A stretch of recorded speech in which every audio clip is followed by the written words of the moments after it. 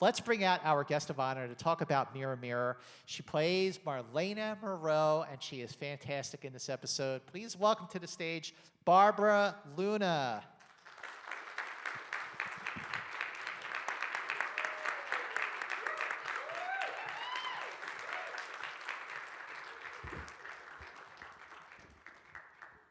So Oh, I have a microphone. you have a microphone, And BarBara. there's people here. You didn't lie to me.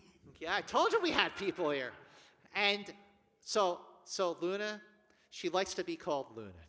So my first question is, how did this episode come about for you? Do you remember like when you first like got the script and you first got cast in Mirror Mirror? How did I get cast in Mirror Mirror? Gee, would it be awful if we turned up the house lights? Oh, yeah, sure. We can Would turn it the be house awful? lights on. I'd Yeah. love to see you. Hello, light man. There you go. Yay! That's better. Okay, how was I cast in Mirror Mirror? I actually worked with Mark Daniels, the director of Mirror Mirror. It was a segment of Mission Impossible. And I'm trying to remember if I spoke with an accent on that Mission Impossible. I know she was a scientist, but usually I did so many Westerns, and I talk like this all the time. It was for my people, always for my people. So when they cast me in Mirror Mirror, I thought, this is odd. The same thing happened when I did an Outer Limits. So what I'm getting at is I learned that in the sci-fi world, there was no, what's the word? Well, first of all, no racism, but I said, why are they hiring me for Marlena Moreau? Can I talk straight? I mean, she doesn't have an accent. She's just a wonderful woman. So anyway, that's how I got cast. It was through Mark Daniels, thankfully. So when you read the script, because Marlena Moreau doesn't really even show up until 23 minutes into the episode, but the amazing thing about your performance, Luna, is how terrific your performance is. It feels like you're there the entire time. So when it came time to visit the set, because nothing like Star Trek had ever been done before, what was it like the first time you were on the set? You saw the sets of the Enterprise and so on? Gosh, and I think you're going to hear this from, I'm sure you've heard this a lot from actors. I did not know Star Trek. I'm guilty of not having seen a lot of television. I'm just now catching up. We're watching Columbo, which I absolutely love. I mean, Peter Falk, oh my God. So, I mean, he was this guy with his funny ears, and there was a Japanese man and a woman of color. And I thought, wow, this is really unusual. And I must say, I grew up in theater as a child. And if any of you have ever worked in theater, you know that it's all colors. There's no, everybody's gay, everybody's not gay. Everybody is black, everybody's not black. I mean, so it was such an awakening for me to see what was going on Star Trek. That was so, gee whiz, you know what I mean, right? Well, Mark Daniels, you said you worked with him before. Yeah. He directed more Star Trek episodes than anybody else other than Joseph Pevney. What was it like working with him? Oh, he was just wonderful. I mean, Mark Daniels, oh my God. Actually, I must say, I think I've been pretty lucky with directors on up to Stanley Kramer and Mervyn LeRoy. I don't know what the age group is out here, if you know Mervyn LeRoy or Stanley Kramer.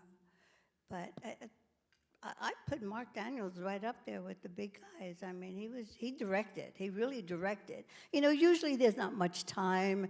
You know your lines, you get there, you hit your marks, and you go. There's just no time to say, okay, let's see what we're going to do here. And he actually he didn't say, what's your motivation, like you learn in drama school, but he directed. He was quite wonderful. I got 2 words for you, Luna. You Happy ready? birthday?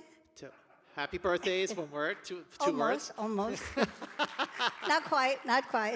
And I hope it's not F-U. No, the 2 words I have for you, Luna, the 2 words I have for you are William Shatner. Who? I sound like you, France Nguyen. William. William Shatner. What was Okay, it like? let's get serious here. Yes. Because this is when I get really serious, because this is like, I know it is the most important thing. Why are you laughing? No, this is really serious. William Shatner is a great kisser.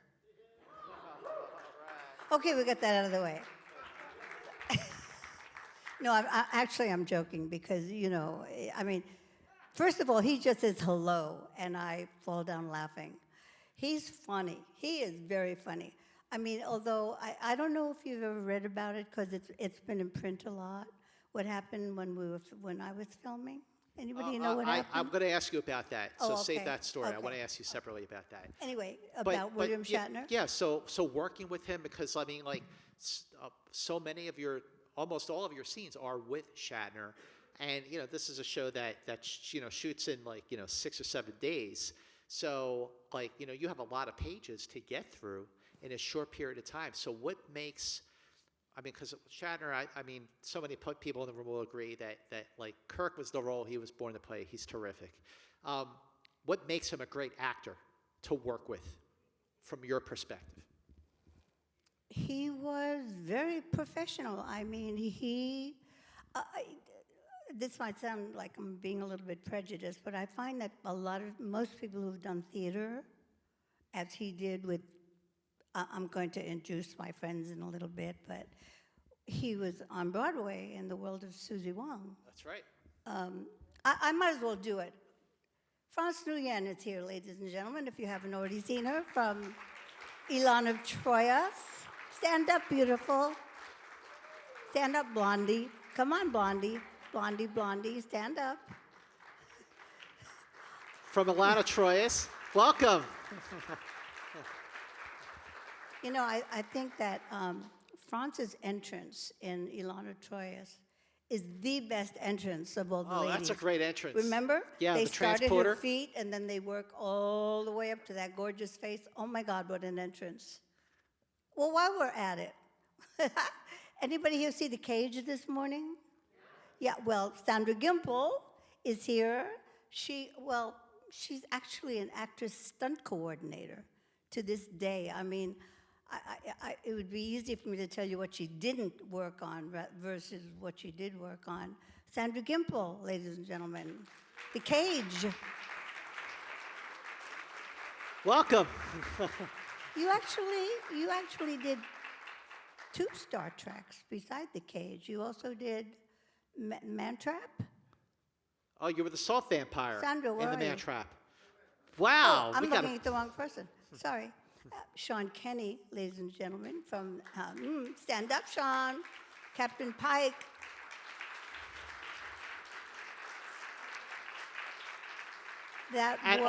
He was also Lieutenant DePaul in A Taste of Armageddon and Arena. Sean Kenny, ladies and gentlemen, you have a great book. What's the book called again? You got to read this book. It's fantastic. Captain Pike what? Did you get that? Captain Pike is alive? Captain Pike Found Alive. Thank you. Captain Pike Found Alive by Sean Kenny. Tanya Lamani, are you here, Tanya? Beautiful Tanya. Wolf in the Fold. Very good. She's alive. You're alive and well. Thank goodness. There you go. It's TOS Day here at the Skirball. Memorized everybody with her belly. Oh, that opening shot that you were in, opening the Wolf in the Fold from the teaser. That's the first thing we see is you it dancing. Wolf in the Fold? The Wolf in the Fold. In the Fold, yes. Yeah. Yep. That's exactly how it opens up. Thank you so much for coming. I love my Trek babes. Thank you so much for being here, everybody. This is a special day. Yeah. But Luna, Oh, wait, and I have my two wonderful dear friends here, Larry and Marcia Colvin. I see you right there. My Jimmy is out there somewhere. I don't know where he grabbed a seat somewhere. Oh, there he is standing in the back. How can you take pictures of me from back there? What's wrong with you? Cheese and crackers. As I was saying. as you were saying, so many actors, and now that we have like a half dozen of them here who worked on the original series, have said, and correct me if I'm wrong in this, is that when they worked on Star Trek for the episodes that they did, they found that like Leonard Nimoy was really reserved, he was really to himself, whereas Shatner was like joking around a lot. He was a ball of energy. I mean, professional, but the two actors were very, very completely different to work with. Did you find that too, that when you worked with Nimoy, the days that you were there with Leonard Nimoy, that he was more reserved because he was in character, because he was trying to stay in character as Spock? I think that's just the way Mr. Nimoy was. He, I think, on screen, I think what you see is what you get. Yeah. I find that true of a lot of actors and actresses. I will not let go of the word actress. Oh, it's infuriating, isn't it? Cheese and crackers. Jimmy Stewart was like that when I did a movie called Fire Creek with Jimmy Stewart and Henry Fonda. And when I was rehearsing with Jimmy Stewart, I didn't know if he was just talking to me or because he was kind of just like the way he was on film. And I think that's true of, didn't you find that out? Leonard was Spock. Yeah, absolutely he was. I mean, he was. I mean, absolutely he was. Yeah. So when Mirror Mirror, okay, you alluded to something, Luna. So Mirror Mirror was filmed. It started filming July 25th. The last day of shooting the actual episode was August 2nd. So there were 7.5 days that this episode was filmed. And the schedule, it was supposed to film in 6 days. It went a day and a half over schedule, but not that far over budget. It cost $188,000 to make. 188 sounds like nothing. But back in 1967, it was something. So they wrapped the episode, and then they started filming The Deadly Years. The Deadly Years was the next episode to film. So when The Deadly Years was finished filming, they shot another half day where they went back and shot a scene with you and Shatner for Mirror Mirror. Why did that happen? What happened during the filming of Mirror Mirror? I don't know. You ask me all these difficult. No, it's been in print a lot. Does anybody know what happened to me? Nobody. Oh, good. Then I won't bore you to death. About the fourth day shooting, I woke up with a strep throat. Now, I mean, really bad sore throat. I couldn't swallow, high temperature. You don't call up a studio and say, well, I'm not coming in today. You just don't do that. So I literally got in my car, dragged myself to the studio. They looked at me and went, oh my goodness, sent me to the doctor. There's always a doctor at studio. And he said, if she just looks at anybody, you won't have anybody because she is so contagious. And of course, the last scene we had left was the kissing scene. That would not have been good. So yeah, they sent me home, and they went on to, I thought it was Who Mourns for Adonais, but no, it wasn't. It was definitely The Deadly Years. Yeah. So anyway, when I returned, and we were getting ready to shoot the cabin scene, Mr. Roddenberry came down to welcome me back. But while he was talking to me, I could sort of see his wheels turning, and I thought, oh my God, I'm fired. But what happened was, I mean, I was always tiny, but you know how it is when you're not feeling well, you lose weight. I lost it. And when you're tiny, if you lose 2 pounds, you look, you know. He did not like the wardrobe that I was wearing, the original wardrobe. So he called the genius, Bill Tice. He came running down with a bikini and a bolt of material. And he just didn't even take me to wardrobe. He just threw me in the corner, put me in a bikini, and wrapped that material around. So that caftan that you see is exactly that. It's just material draped around me. And that was it. And that was it. So, Yeah. so what was it like to, you know, be done for a week or so, and then come back to get back into character for just a half-day shooting, so you can film Piece of that final cake. scene? Piece of cake. That's a pro, ladies and gentlemen. That is a pro. I mean, I am not one of those, I know, and believe me, I do not condemn actors who do this, but there are many actors and actresses who really, they stay with it, they go home, they live with it, they eat it, they breathe it, I thankfully do not, maybe I should, now that I think about it, but no, I honestly never had a problem with that or dialogue. You know, I was on, when you said, how did you do all that dialogue? I was on a soap called One Life to Live, and we were doing 40 pages a day. So in film, you know, they break it up. They don't do continuity, and, you know, you do a few lines here and there, and then they break it up and go to another angle, and it's so much easier.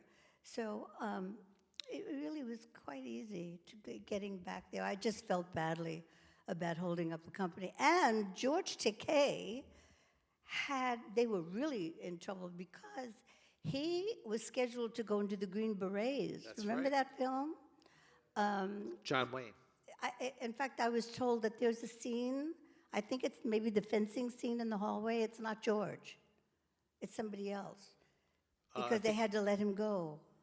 That's The Naked Time, the fencing scene with George. No, I think it's... Wait, no. Oh, yeah, you get the fight scene in the sick bay?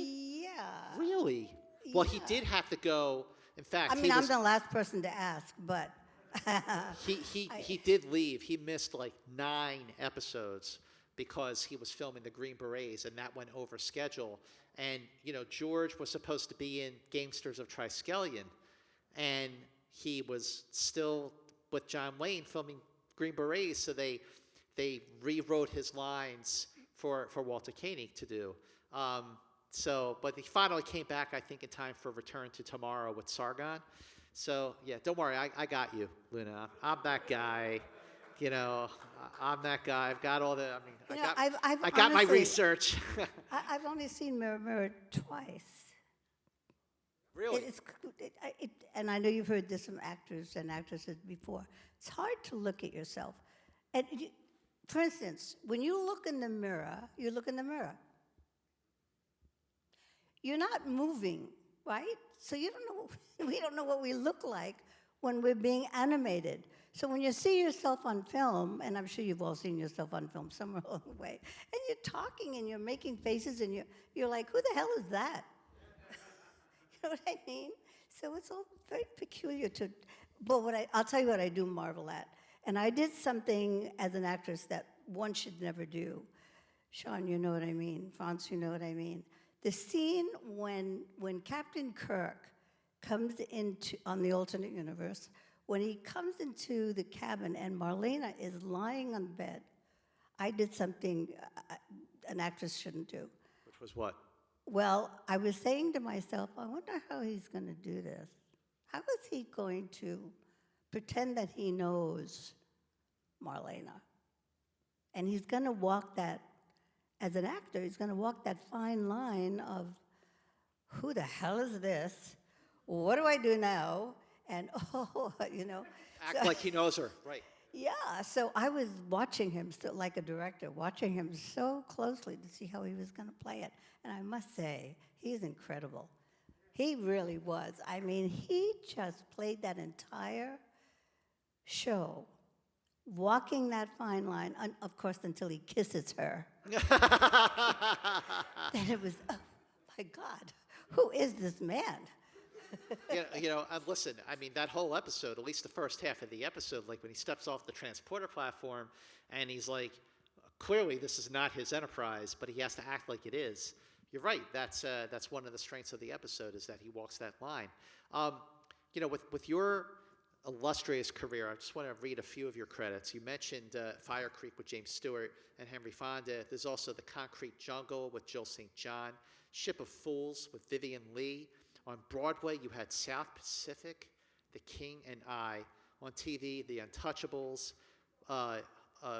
Let us not forget Frank Sinatra, please. He'd come down and kill me. Well, of course, there's Frank Sinatra. How could I forget Frank Sinatra? Do you want to hear my Frank Sinatra story? Let's hear it. I have to tell you my Frank Sinatra story. Okay, so we filmed in Hawaii, but the company left before I did because my role didn't come in until maybe 2 weeks later, and I'm dedicating the story to Larry and Marsha. I'm not nervous or worried about working with Mr. Sinatra or Mr. Tracy, but I'm a little anxious on the plane, so I'm really not hungry.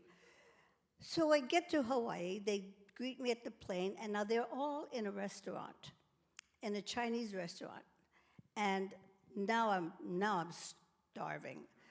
So the waiter asks me what I'd like to eat, and Mr. Sinatra is in the middle of a story. So I don't want to be rude. I'm paying attention. And the waiter says, what do you want? And I said, well, I'll have some chicken egg drop soup. So the waiter comes and gives me the soup. Mr. Sinatra is still talking. And I take a sip, and you know how when it shoots to the back of you, you do that? I look up at Sinatra, and he's wearing